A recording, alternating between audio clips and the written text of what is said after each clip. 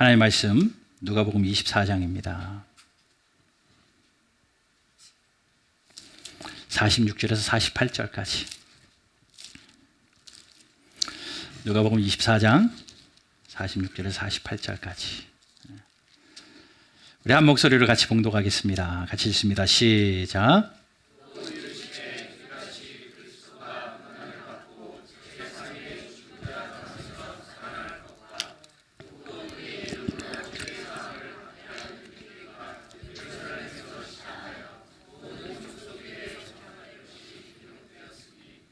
너희는 이 모든 일의 증인이라. 아멘. 너희는 이 모든 일의 증인이라. 오늘 말씀의 제목을 부활의 증인. 부활을 아는 사람은 증인으로 살아야 됩니다. 예수님께서 오늘 말씀에서도 너희는 이 모든 일, 되어진 모든 일, 예수님이 오신 일, 예수님이 십자가 지신 일, 예수님이 죽으신 일, 예수님이 다시 사신 일, 이것의 증인이다 라고 말씀하세요. 여러분, 예수님이 진짜로 부활하셨습니다. 믿으십니까? 네. 기독교의 복음을 두 단어로 요약하시오 라고 하면 십자가와 부활입니다. 십자가와 부활. 십자가는 뭡니까? 우리 죄를 위하여 오신 예수님이 죽으신 곳이죠. 예수님의 죽음을 의미하고요. 부활은 예수님의 다시 사심을 이야기합니다. 여타 많은 종교들이요, 각자 자기들만의 종교 특색을 가지고 있어요. 선행을 열심히 하기도 하고요, 자기 나름대로 예배라는 그러한 형식으로 모이기도 하고요, 또 전도라는 형식으로, 또 기도라는 형식으로 모든 거 다 따라합니다. 다 따라하는데 절대 따라할 수 없는 한 가지가 있다면 그게 부활이에요. 부활은 절대 따라할 수가 없습니다. 왜냐하면 모든 사람은 다 죽을 수밖에 없고요, 다시 산다는 건 불가능하거든요. 그런데 하나님이신 우리 예수님께서 인간의 몸으로 오셔서 진짜로 죽으셨다가 진짜로 다시 살아나셨습니다. 진짜로 다시 살아나셨어요. 여러분, 만약에 우리 기독교에 부활이 없다면요, 죽은 종교입니다. 고린도전서 15장 말씀 한번 잠깐만 보여주십시오. 고린도전서 15장 13절 말씀 보면요, 만일 죽은 자의 부활이 없으면 그리스도도 다시 살아나시지 못하셨을 것인데, 14절에 이런 말씀이 있어요. 그리스도께서 만일 다시 살아나지 못하셨으면 우리가 전파하는 것도 헛것이요 너희 믿음도 헛것이다 라고 말합니다. 예수님이요, 부활하지 않으셨다면, 부활이 가짜라면요, 우리가 여기 모여 있는 거 다 가짜래요. 그럴 필요가 없습니다. 예수님이 부활하신 게 정말 가짜라면요, 부활하시지 않았다면요, 우리가 가지고 있는 믿음도 다 헛것이래요. 또 17절에도 이렇게 말합니다. 그리스도께서 다시 살아나신 일이 없으면 너희 믿음도 헛되고 너희가 여전히 죄 가운데 있다. 예수님이 다시 살아나시지 않았으면요, 우리의 믿음, 여러분들이 나 믿음 있습니다 라고 하는 그 믿음 다 헛것이래요. 가짜라는 겁니다. 그리고 예수님이 부활하시지 않으셨으면요, 모든 우리의 죄가 해결되지 않습니다. 죄사함도 없습니다. 그러니 결국은 부활은요, 이 구원의 완성이에요. 십자가로 구원의 시작이 되었다면 우리의 구원의 완성은 부활입니다. 그러니 부활을 믿어야 우리가 진짜 믿음의 사람이 돼요. 여러분, 부활 다 믿으시죠? 근데 그게 잘 믿어지냐고요? 사실 쉽지 않잖아요. 어떻게 죽은 사람이 다시 살아나요? 잠시 자다가 깨는 것도 아니고 기절했다 깨어나는 것도 아니고 정말 쉽지 않는 거거든요. 그런데 우리는 그것을 믿어야 됩니다. 예수를 믿어야 됩니다. 예수를 믿는다는 건 뭡니까? 사도신경에 예수를 믿는다는 것은 이것이라고 우리가 분명히 고백해요. 나는 전능하신 하나님 아버지 창조주를 믿습니다. 창조주 하나님을 믿는 거예요. 이게 우리의 믿음의 첫 번째입니다. 온 우주 삼라만상을 돌아보면서 하나님이 지으신 것이다. 하늘은 하나님이 지으셨고 땅도 하나님이 지으셨고 해, 달, 별도 하나님이 지으셨고 나도 하나님이 지으셨다. 이 믿음이 예수 믿는 사람입니다. 두 번째 믿음은요, 이거예요. 나는 그의 유일하신 아들, 그는 누굽니까? 하나님이요. 창조주 하나님의 유일하신 아들 우리 주 예수 그리스도를 믿습니다. 하나님의 아들이 예수님이심을, 그분이 유일하신 분이심을 믿습니다. 이것이 믿음이거든요. 그런데 예수님이 어떤 것을 믿느냐면요, 바로 이어서 나와요. 그는 성령으로 잉태되어 동정녀 마리아에게서 태어나셨다. 예, 성령으로 잉태되어 마리아의, 동정녀 마리아의 몸에서 성령으로 잉태되어신 예수님을 믿는 것. 그리고 본디오 빌라도에게 고난을 받으사 십자가에 못 박혀 죽으신 것. 예, 예수님이 십자가에 못 박혀 죽으신 것을 믿는 겁니다. 세 번째는 장사된 지 사흘 만에 죽은 자 가운데서 다시 살아나신 것. 이걸 믿는 거예요. 그러니 하나님을 믿는 거고 예수님을 믿는 건데, 예수님을 믿는 거에서는 무엇이냐면 예수님이 하나님의 아들이면서 동시에 사람이라는 것, 예수님이 이 땅에 오셔서 십자가 지시고 죽으셨다는 것, 그리고 다시 살아나셨다는 것. 이것이 우리의 믿음의 전부예요. 혹시 이 가운데 아직 그 부활이 믿어지지 않는 분이 계시다면, 오늘 하나님이 여러분들의 마음에 큰 은혜 주셔서 내 머리로는 계산이 되지 않아도 우리의 마음이, 여러분들의 마음이 부활이 믿어지는 성령의 놀라운 은혜가 있게 되기를 주님의 이름으로 축복합니다. 부활을 믿는 게 얼마나 어려운 일이냐면요, 예수님을 따라다녔던 제자들도 못 믿어요. 예수님을 3년을 따라다녔습니다. 그리고 예수님의 가르침을 그렇게 받았습니다. 그런데 예수님이 실제적으로 십자가에서 죽으시니까 이미 예수님이 몇 번이나 내가 죽을 것이라고 이야기했는데도 눈앞에서 진짜 예수님이 죽으니까 다 도망가 버려요. 그리고 방에 갇혀가지고 벌벌벌 떨며 무서워합니다. 왜 무서워합니까? 앞날이 두렵거든요. 예수님 때문에 가족도 버렸어요. 예수님 때문에 자기의 모든 직업도 버렸어요. 그리고 예수님한테 올인해서 3년을 살았어요. 그런데 갑자기 내가 올인한 그분이 사라지신 거예요. 그러니 앞날이 두렵잖아요. 그래서 문을 닫고 방에서 제자들이 두려워하고 있습니다. 예수님이 그때 그곳에 나타나셨죠. 내가 부활한 예수다라고 그 제자들 앞에 나타났는데도 눈앞에 보임에도 불구하고 못 믿는 게 사람인지라 도마가 그렇게 이야기하는 거예요. 아무리 생각해도 죽으신 예수님이 사흘 만에 다시 나타나셨다는 게 말이 안 돼요. 그래서 그가 그렇게 이야기합니다. 제자인데도 당신의 손을 보여주십시오. 손에 못 박혔으면 구멍도 났을 텐데 내가 좀 만져봐야 알겠습니다. 당신의 발도 좀 보여주십시오. 발에 분명히 못 박는 거 내가 봤는데 그 발에 못자국이 있으면 내가 그때는 한번 생각해 보겠습니다.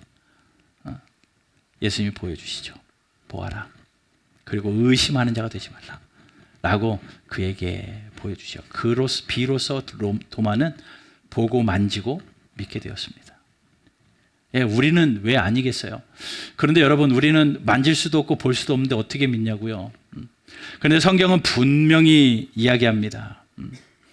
요한복음 20장 29절에 우리 같이 한번 읽어볼게요. 요한복음 20장 29절입니다. 시작.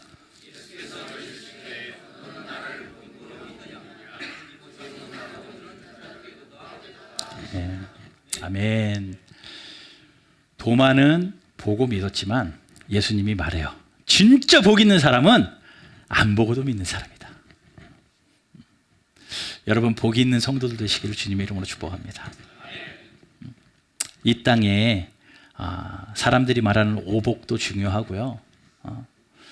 돈 잘 버는 복도 중요하고 건강한 복도 중요하고 자녀들이 잘 되는 가정이 평안한 복도 다 중요한데요. 진짜 놓치지 말아야 될 복은요, 이 부활을 믿는 복이에요. 분명히 예수님이 말씀하십니다. 보지 않고 믿는 자는 복되도다. 예수님의 말씀입니다. 그런 여러분, 그 부활을 믿고 오늘 그 부활의 기쁨에 동참하는 저와 여러분들 되기를 주 예수 그리스도의 이름으로 축원합니다. 예수님의 부활이 제자들에게 어떤 영향을 미쳤느냐면요, 요한복음 말씀을 좀 읽어보면요, 요한복음 20장 19절부터 쭉 보게 되면 제자들이 머리로는 예수님 부활할 거라는 것은 배워서는 알고 있는데 현실에 닥치자 그 부활은 나랑 상관없는 것이라고 선을 긋고 방 안에 갇혀 있습니다. 예수님이 나타나서 오셨어요. 그리고 예수님이 그들에게 첫 마디가 뭔 줄 아십니까? 샬롬, 평안해라. 왜냐하면 그들에게 평안이 없었거든요. 두려웠어요. 앞날이 걱정입니다. 평안이 없어. 근데 예수님이 평안하라. 내가 부활했다. 마음의 평안하라. 그러니 부활을 믿은 사람은요, 이 평안이 임합니다. 근데 이 평안이요, 세상이 주는 평안이 아니에요. 여러분, 세상이 잘 되어가지고 내가 계획하는 것이 잘 되어가지고 그냥 마음이 편안한 이 정도가 아니라요, 세상 환경에 구애받지 않고 예수님이 내 안에 주신 속에서부터 솟아나는 샘솟는 그 평안이요, 그 평안을 예수님이 부활을 믿는 자들에게 주십니다. 여러분, 평안의 주인공들 되시기를 주님의 이름으로 축복합니다. 어떤 세상 걱정 근심이 있으십니까? 하루하루 살면서 어떤 어려움 때문에 마음에 졸이고 마음이 답답하고 힘드십니까? 오늘 부활하신 예수님을 믿음으로 말미암아 여러분들의 마음에 예수님이 주신 샬롬, 그 평안이 임하기를 주 예수 그리스도의 이름으로 축원합니다. 그리고 예수님이 말씀하세요. 평안한 자는요, 평안으로 끝나지 않아요. 예수님이 사명을 주십니다. 예수님이 우리를 구원하신 이유는요, 우리의 인생 80년 100년 살면서 너 하나 편안하게 잘 살아라고 우리 구원하신 거 아니라니까요. 예수님이 십자가에서 피 흘리면서 죽으신 이유는요, 우리 인생 하나 너 나 믿고 너 인생 80년 편안하게 잘 살아라, 이 정도로 그것 위해서 예수님이 그 귀한 피 흘리지 않으셨어요. 예수님 죽으신 이유는요, 사명 때문인데 예수님이 분명히 그들에게 그렇게 말씀합니다. 요한복음 20장 21절에 이렇게 말해요. 평안이 있으라 라고 말한 다음에 너에게 평강이 있을지어다. 그 다음에 바로 이어서 뭐라고 말씀하시냐면 아버지께서 나를 보내신 것 같이 이제 나도 너희를 보낸다. 사명을 주시는 거예요. 아버지가 나를 이 일을 위하여 이 땅에 보내신 것처럼 이제 나도 나의 부활을 믿는 너희도 내가 보낸다. 그러니 부활을 믿는 사람은요, 마음의 평안을 얻음과 동시에 우리에게 사명이 주어집니다. 이 사명은 이 땅에서 이루어야 될 우리의 일입니다. 돈 버는 일이 아니고요, 이 땅에서 맡겨진 일들 그 정도 감당하는 것이 아니고요, 그 일들을 통하여 하나님이 나를 이 땅에 보내신 목적에 맞게 살아내는 사명이에요. 뭔지 잘 모르겠죠. 어렵죠. 기도하면서 말씀 가운데 신앙생활하면서 발견해내야 되고요, 우리가 살아가면서 점점 하나님의 사명으로 맞춰가며 살아야 됩니다. 개인적인 사명이 다 있을 겁니다. 그러나 전인류적인 사명도 있습니다. 그것이 바로 오늘 아까 본문에서 이야기한 예수님의 명령이죠. 너희가 이 모든 일의 증인으로 사는 거예요. 부활을 보고 믿었으니 이제 부활의 증인으로 사는 그 사명이 우리에게 있습니다. 여러분, 부활의 증인으로 사십시오. 그런데 쉽지 않거든요. 마음대로 안 돼요. 그 사명 감당하는 거 내 뜻대로 잘 안 돼요. 전 인류의 사명이든지 내 개인적인 사명이든지 참 하루에도 12번 바뀌는 게 우리의 마음이라 가지고 잘 안 돼요. 그래서 예수님이 한 가지 더 단속을 하십니다. 말씀 보면 22절에 이렇게 말해요. 그들을 향하여 숨을 내쉬면서 이렇게 말씀하십니다. 성령을 받아라. 성령 받아야 이게 가능하거든요. 성령을 받아라. 여러분, 성령 충만하십시오. 이것이 단계입니다. 부활을 믿어야 우리는 복 있는 사람이에요. 부활을 믿으면요, 평안이 임합니다. 하나님이 주시는 평안. 이 평안이 임하면 그냥 나 하나 평하는 것이 아니라 하나님 주신 사명의 자리까지 가게 되고 그 사명 감당하려고 성령 충만해져요. 이것이 예수님이 주신 사명입니다. 오늘 본문에서요, 예수님이 말씀하시잖아요. 이 부활을 모든 일의 증인이 바로 너다. 제자들에게 너희들은 이 증인이 되어라. 제자들이 이제 그 증인의 삶을 살기 시작을 합니다. 부활을 믿으니까 삶이 살아나요. 영적으로 다시 새 생명을 얻습니다. 부활이 되니까 생활에서 부활이 일어나서 힘이 생겨요. 잠언 말씀 한번 읽어보겠습니다. 잠언 24장 16절. 부활을 믿는 사람에게는 이런 생활의 힘이 생깁니다. 같이 읽을게요. 시작. 다시 일어나려니와 악인은 재앙으로 인하여 엎드러짐이니라. 아멘. 여기서 의인은요, 착한 사람, 악인은 나쁜 사람, 이 정도가 아니라요, 예수를 믿는 사람, 부활을 믿는 사람은 의인인데, 이 의인에게 어떤 특징이 있다라고 이야기하냐면요, 7번 넘어져도 8번 다시 일어날 수 있는 힘이 우리에게 생깁니다. 부활한 자에게, 부활을 믿는 자들에게 생활의 부활이 일어나는 거예요. 영적인 부활뿐만 아니라 생활의 부활이 일어납니다. 또 시편 37편 24절에는 이런 말씀이 있어요. 같이 읽어봅시다. 시작.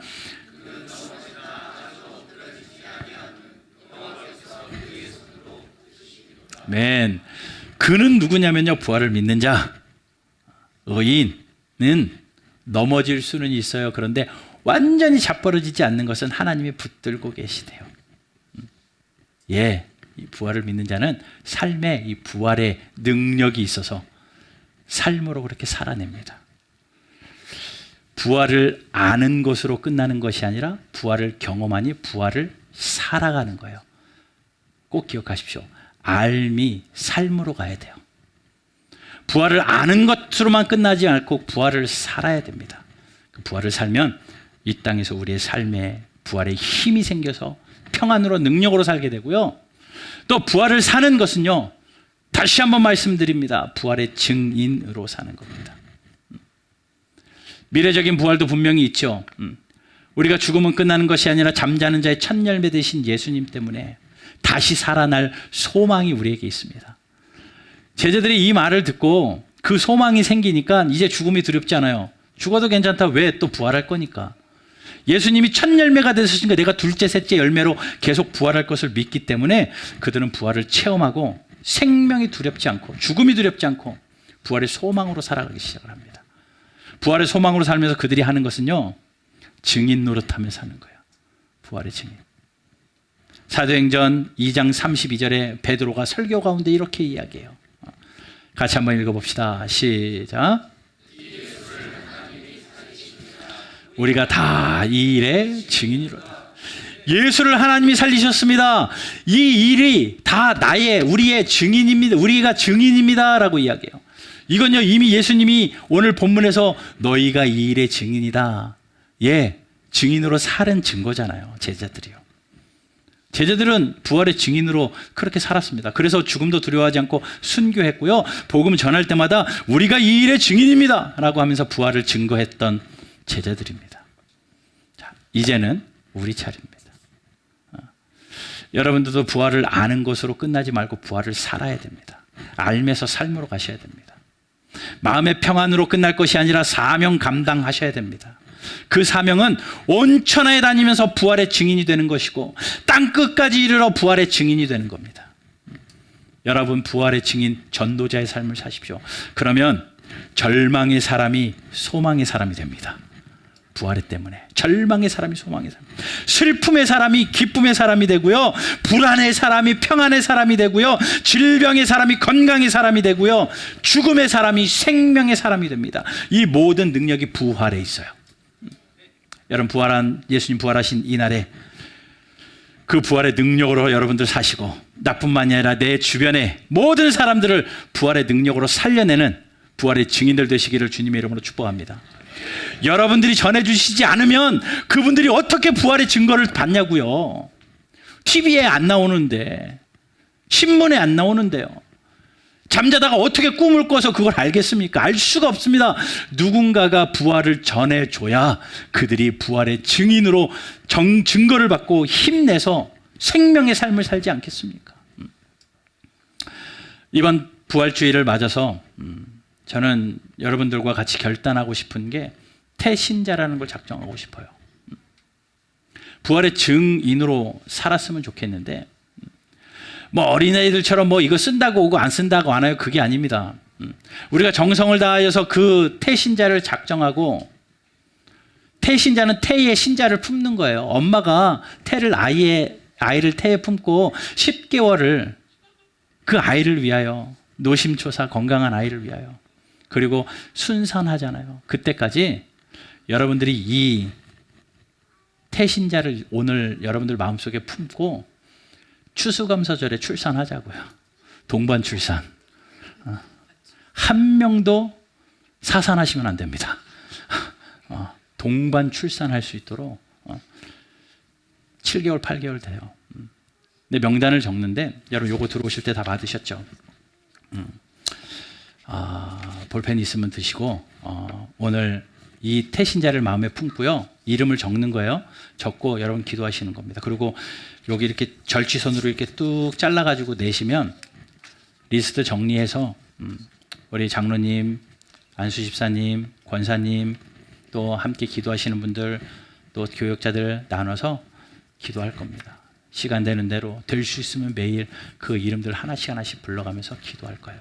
건강하게 잘 출산할 수 있도록. 그것이 우리 부활의 증인으로 살아가는 거거든요. 요거 한번 보세요. 요걸 한번 보십시오. 요 안에 보십시오. 제가 좀 잠깐 읽어드리고 우리 좀 시간을 가질게요. 태신자는 이렇게 선정하세요. 우리 주변에 있는 불신자들